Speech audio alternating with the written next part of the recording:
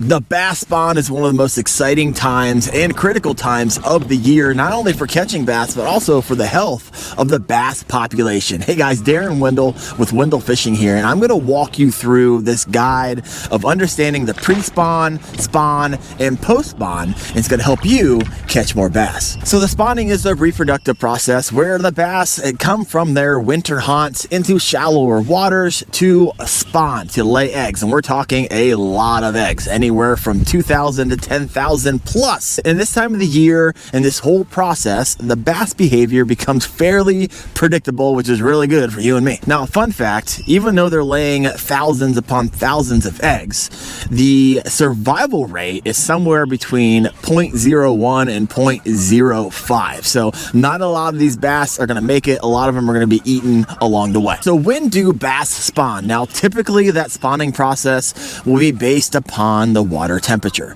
And typically when you get to that 60-degree mark to all the way up to 70-degree mark, that is the prime temperature for spawning. Now, it doesn't mean you won't see, especially the big girls, start spawning earlier in that 56, 57, 58, 59 degree range. So I'm not saying that it won't happen, but spawning usually takes place in waves. And usually when that water hits that 60-degree mark, you'll start seeing a lot of this activity. And because this instinct happens because of the water temperature, it's going to take place at different times all over the country. In the deep south, it can take place between January and April. In the southern US, it can take place between March and May. In the Midwest, depending where you are, it can take place between April and June. And so if you're way up in the northern United States and even into Canada, this can take place between May to July. So let's break down these three stages. Let's start with stage number one, the pre-spawn. And where I'm sitting right now in Northeast Ohio, the water temperature is in the low 50s. I am in pre-spawn. So what's happening biologically is that these bass are kind of shaking off their winter sluggishness, right? They're making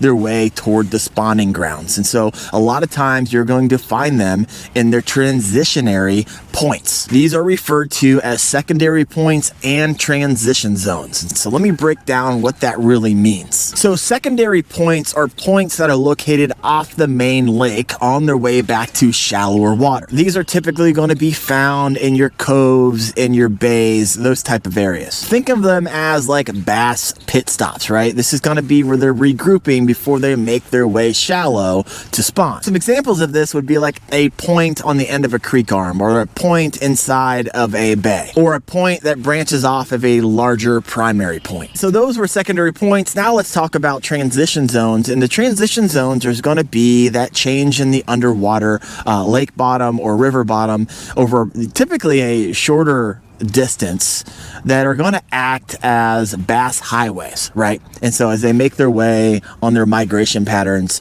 to shallower water. So what you're going to be looking for is when the bottom changes, right? Say it's going from sand to rock, or maybe where there is a change in vegetation. These are going to be those transition zones. So all of these changes create like these funnels for these bass to feed as they make their way to their spawning grounds, really making them high percentage areas to fish. So if you know where their spawning flats are, a lot of times these bass will kind of stack up in these staging areas. If you can find those staging areas right outside of their spawning flats in the pre-spawn, man, you're going to be on them and you're going to slay them. And a lot of times these bass will actually feed in packs, especially on a bait ball. So if you can find those bait balls, you see some top of the water activity near a spawning flat, another good place to be on the lookout. All right, so let's talk about the spawn. Now, generally speaking, we're looking 60 to 75 degrees. Yes, I know it can happen outside of those ranges, but typically that 60 to 70 range is where the majority of the spawning is going to happen. So let me tell you what's happening during this time biologically. So what's going to happen during the spawn is that the males, as the water temperature rises, are going to make their way into shallow water. The shallow water can be anywhere from 18 inches all the way to 10 feet. Really depends on the water clarity. So if you're really muddy water, it's going to be more shallow. If you have really clear water, they could be deeper, because these eggs that these female bass are about to lay, they need sunlight to hatch. So a lot of times you'll see this reddish on the bottom of bass when you catch them. That's because these males get up in there and they've been fanning these nests out out, and you end up getting that reddish color just because there's just a lot of friction when they're fanning out that bed. Now, once that nest is ready, the female bass will come in and choose a nest and start to lay eggs. And once they're done laying those eggs, they'll return back out to deeper water. And when these females get in these nests, it doesn't take very long to lay these eggs. It could take just a few hours, maybe even a full day. And the male comes in, it fertilizes the eggs with the sperm, and then that male sticks around and guards that nest. Now, during this time, that male bass becomes extremely territorial. Now, depending on the water temperature, these eggs are going to hatch somewhere between 3 to 5 days. And so these newly hatched fry actually stay in the nest in the egg sac for another 5 to 7 days-ish. During this time, their mouths develop, their air bladder inflates, and then they become these baby bass fry that kind of go around in groups as the daddy protects them, sometimes for up to a month. So the free swimming stage usually takes between 7 and 14 days to happen. Now, during this time, the females are going to be exhausted from giving birth, and the males sometimes can go to for an extended period of time with not eating. So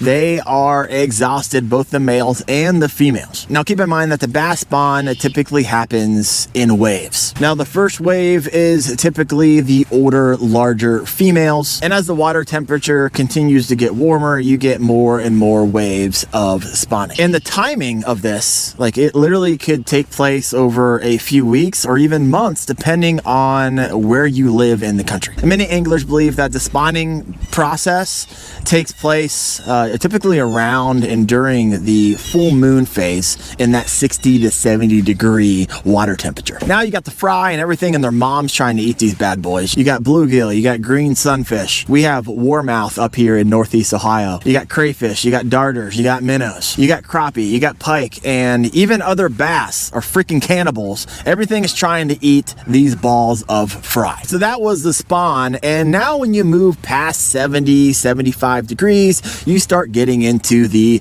post-spawn. And in the post-spawn, this is going to be feeding, right, that has expended an incredible amount of energy and recovery. Now, I know up here in Northeast Ohio, at least for me, I have a really tough bite around that 2-week period after the spawn. I mean, it is really, really tough to get bass to bite during that 2-week period up here.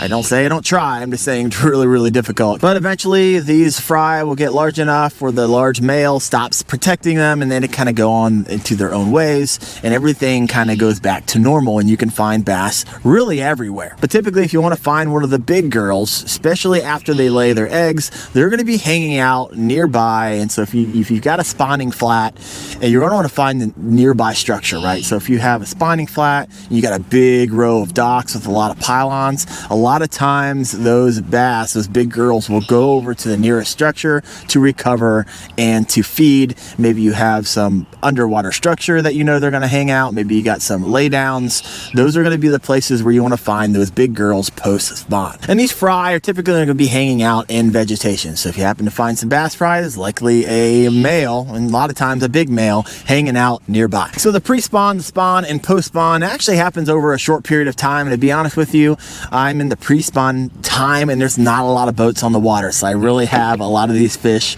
to myself. It's when you start getting into the spawn and the post-spawn, a lot more people are like, hey, I don't mind going out when it's 50 degrees, but I do mind going out when it's 35 degrees, which is right now. It's freaking freezing here. But the pre-spawn, spawn, and post-spawn can be a real electric time where you could pick up your personal best bass. This is going to be the time of the year a lot of times where guys and girls will pick those up. So hopefully now that you understand how these stages work, you can use them to your advantage to become a better angler. And if you're like, hey, what lures work best during these different spawning stages? Well, I got good news for you.